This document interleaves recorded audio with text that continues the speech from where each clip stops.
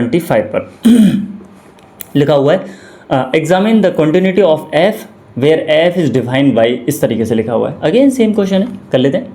मैंने लिखा एट कहाँ चेक करना है, एक्स इक्वल 0 पर। तो पहले फंक्शन चेक करते हैं, एक्स इक्वल 0 कौन सा वाला फंक्शन है, एक्स इक्वल 0 कौन सा वाला पहला दूसरा, एक्स इक्वल 0 दूसरा वाला। इसका मतलब -1 रख लेंगे। कोई वेरिएबल तो है नहीं, तो पुट तो कुछ कर नहीं पाएंगे नहीं। तो -1 ही रहेगा। चलिए अब निकाल लेते हैं यहाँ से limit x tends to 0 plus h, 0 plus H function. अब 0 से बड़ा कौन सा फंक्शन होगा, पहला वाला ही रखेंगे। करेक्ट है, पहला वाला रखेंगे। तो देखो limit x tends to 0 plus H function लिखेंगे sine X minus cos X. Doubt है? नो नहीं है। चलो तो यहाँ पुट कर लेते हैं। तो साइन एक्स की जगह रखेंगे 0 plus H minus cos x की जगह रखेंगे 0 प्लस एच। कोई डाउट है? और यहाँ लिमिट लगाएंगे एच टेंड्स टू 0। अब देखो 0 का तो कोई मतलब है नहीं, तो साइन एच बचा है। करेक्ट है ना, साइन एच बचा, ये बचा जी साइन एच।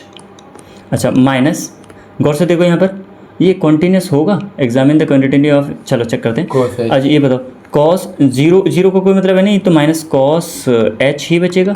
एच की जगह आप क्या रख लोगे, 0 रखोगे, तो ये हो जाएगा साइन 0 माइनस कॉस 0। साइन 0 की वैल्यू कितनी होती है, साइन 0 0, और कॉस 0 की वैल्यू -1 हो जाएगा।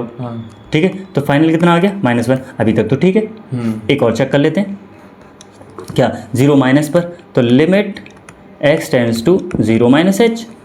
ठीक है, फंक्शन अब 0 से छोटा भी किसको रखेंगे, इसी को रखेंगे, ये तो बराबर वाला है। ठीक है, तो 0 से छोटा वाला कौन सा रखेंगे, ये वाला ऊपर वाला। अगेन रख लेते हैं फंक्शन, नेक्स्ट लाइन में limit x tends to 0 minus H function लिखेंगे sine X minus cos X. ठीक है, अब देखिए पुट कर, यहाँ वैल्यू पुट करते हैं। हाँ, तो x की जगह sine 0 minus h minus cos 0 minus h. ठीक है, लिमिट h, अब की बार h टेंड्स टू 0। कोई डाउट है इसमें? नहीं है। चलो तो हम क्या करेंगे, आप यहाँ 0 पुट कर लेंगे। कर सकते हैं 0 पुट, ठीक है, कर लें। हाँ, तो यहाँ 0 पुट करेंगे तो ये हो जाएगा sine 0 minus 0 minus cos 0 minus 0, तो ये हो जाएगा साइन 0 माइनस कॉस 0। साइन 0 की वैल्यू 0 माइनस कॉस 0 की वैल्यू 1। अगेन क्या आ गया, -1। गौर से देखो ये तीनों इक्वल हैं, इसका मतलब इट्स कॉन्टिन्यूअस फंक्शन। क्लियर है?